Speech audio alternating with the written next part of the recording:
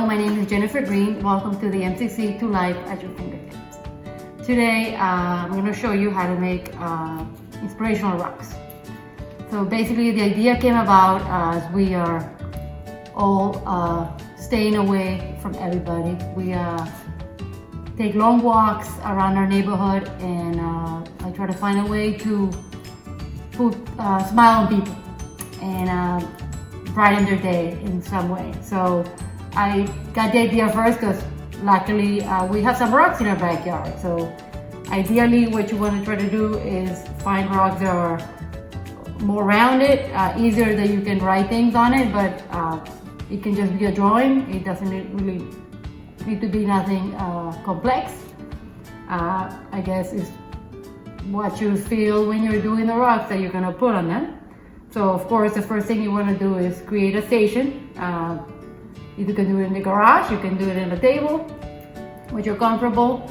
And of course, gather all your tools. You need some paintbrushes. Of course, you need some paint. We do have extra lying around from either arts and crafts that you do with your children, or when you decide that you want to paint things around the house, they sell these little samples in any of the home improvement places.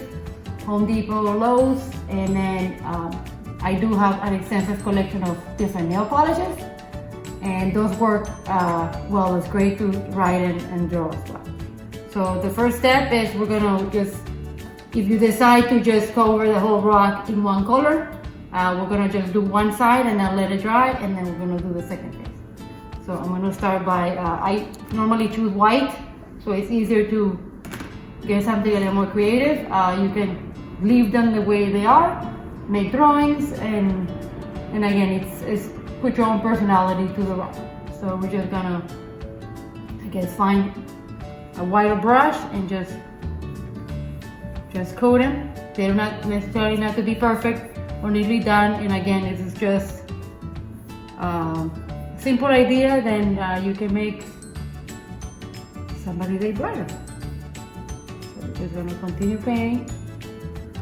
Again, no stress about making it perfect. You can always hide it with this phase. We finished putting the first coat on the rocks, and what we're going to do is let them dry fully so we can turn them around and do the other side. So in the meantime, we're just going to put the brush on water so it doesn't get dry, and we can reuse it when we need it in just a bit.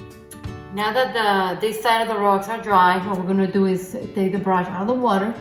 And what you want to do is get all the excess water out of the brush, that way the paint goes smoothly.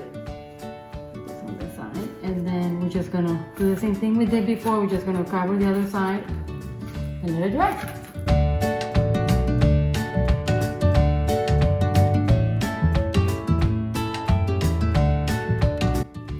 Now I just finished coating the second side. What we're going to do is again put the brush in the water, but I would recommend finding brushes that have a little less felt on it, so you are able to do your creativity with them easier than the big brush.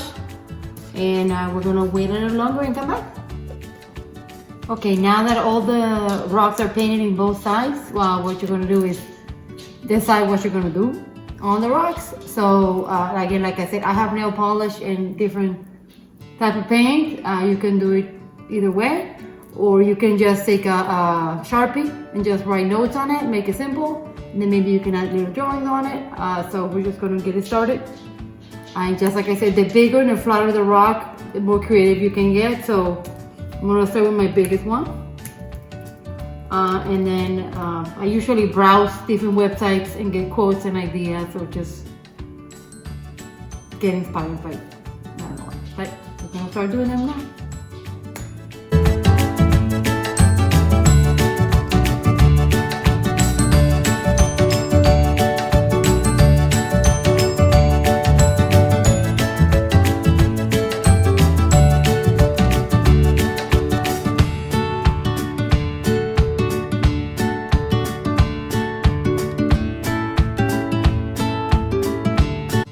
Now that I completed all the rocks, I actually have, again, things that you hold on little sparkles, so give a little more pizzazz. And now, when the weather gets nicer, I'm gonna go out and spread some rocks around the neighborhood.